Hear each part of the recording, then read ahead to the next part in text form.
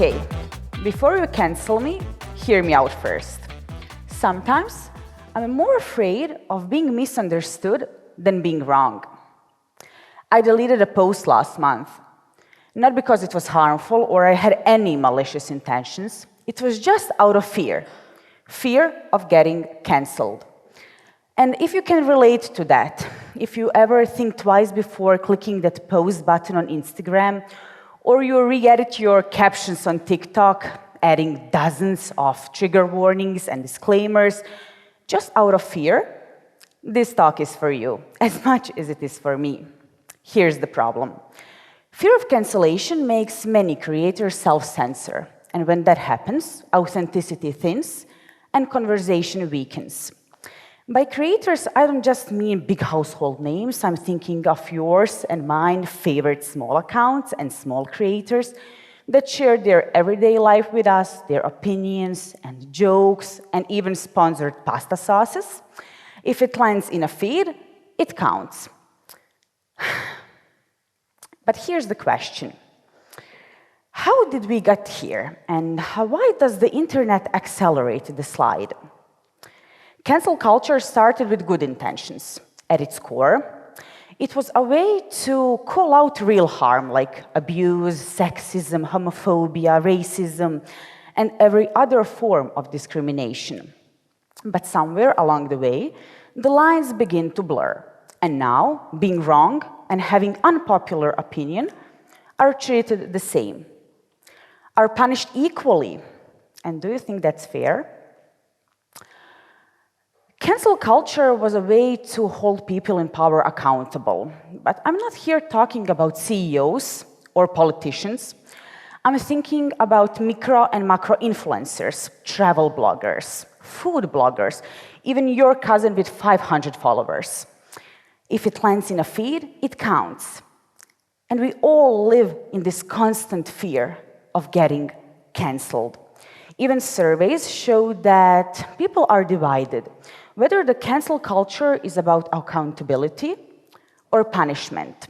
Scholars call a big part of this context collapse. That's when your post meant for your followers, for your audience that loves you and appreciates you and knows your way of talking and storytelling is now met by millions of people, and your content just became a headline for strangers.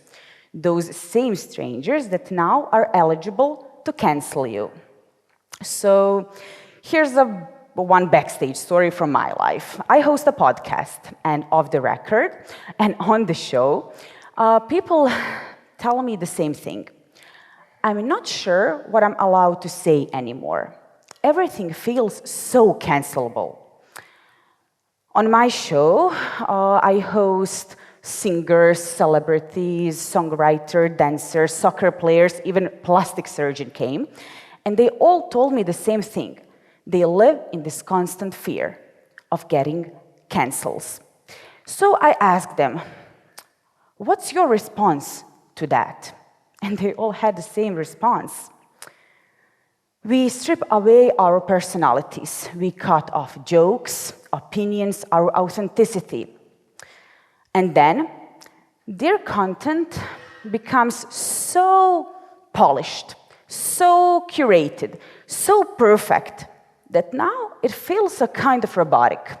And then there comes the backlash. Influencers are so fake right now. Nobody is real anymore. Do you remember when followers and influencers were raw, funny, and relatable? Nobody's real anymore. But how can anybody be real when every word feels like a trap? The internet says it wants authenticity, but what it really wants is filtered authenticity. The kind that fits into these little, perfect, unattainable boxes that never offends anybody and that doesn't challenge us too much. Let me give you one example. Do you know about Michaela Nigera mascara controversy? For those who don't know her, she's a beauty mogul. She's one of the most iconic beauty influencers in the last decade. She used to work, and still to this day, she works with most famous beauty brands, and she promotes laughter, makeup, and everything funny and girl-related. But she also misstepped. She made a mistake. Overnight, her followers that helped her to build her platform on YouTube, TikTok, and Instagram, overnight, due to one sponsored post, one accusation and rumor about false lashes, and that was it. She got cancelled, or her followers tried to cancel her. And in the same scroll, you may see racial slurs, targeted harassment, homophobic jokes, or, I don't know, abuse. And you will see those two types of harm are treated equally and punished equally. But let me give another example, maybe something closer to you, comedy. Comedy always used risk. It was a bit scandalous, controversial, but now comedy also feels so bland. And then there comes the backlash again. We don't have any iconic comedic voices in the last decade. People stopped being funny. Stand-up comedies are so boring. But that's not true. People cannot stop being funny. They just became afraid to misstep, to share their opinion, unpopular one, and they're gonna get cancelled for it. So it's about authenticity thinning out. So let me go with you through forces that squeeze out authenticity. It's context collapse. That's when it's mixed audience and we have no shared history. Outrage reinforcement. The more it pays, more it appears on your algorithm on TikTok. And reputation fragility. One viral clip outweighs years of work. So here's a simple human-sized playbook for creators. Ask your intent in one question. Who is my content for, and who's going to be affected by it? Let's add more trigger warnings or more word context. Let's do everything in our power to explain what we meant. But if we make mistake, do not erase your words. Do not cancel yourself before you're even getting canceled. Explain what you meant. Take accountability. Learn from that mistake and experience, and do better. Do better tomorrow and day after tomorrow, and never, never, never repeat that same mistake again.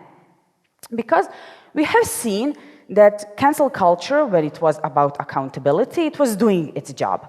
We have seen it. Have you? Have you? I have seen it. The creator makes mistake. He or she is going all about it on their stories or TikToks. They say they're sorry, but then they learn from that mistake. They take that experience and make it about themselves being better content creators, better people, better influencers. And that's accountability doing its job without erasing people. But back to human-sized playbook. For audiences, ask your intent in a few questions. First, am I intended audience? Little example, I do not relate to car content or adrenaline junkie videos or even a thread wife trend. Oh my God. But I do not go over and cancel people for it. I do not relate to those opinions. I don't think they have nothing to do with me. But I will not erase people just because they're having opinions that I do not relate to. So can you guess what I do in those situations? I just scroll because that content was not meant for me. I'm not targeted audience. And I advise you to do the same. Also, let's see if this content creator that offended you, is this repetition? Is this a model? Is this something that's happening often?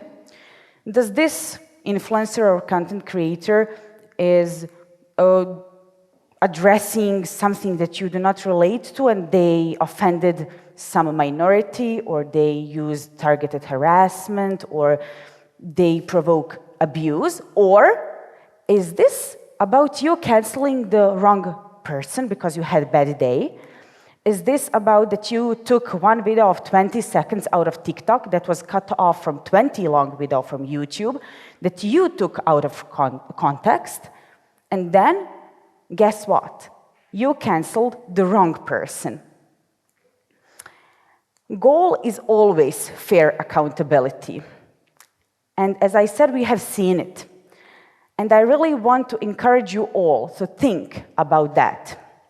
But if I can encourage you to take just one lesson from my talk, it would be this. When we punish all harm as equal, we flatten the world. We erase jokes, opinions, and authenticity thins. We lose our favorite content creators. So before you cancel me or anybody else, ask yourself, am I here to punish or to understand? And remember, when we cancel everything, we cancel nothing. Thank you.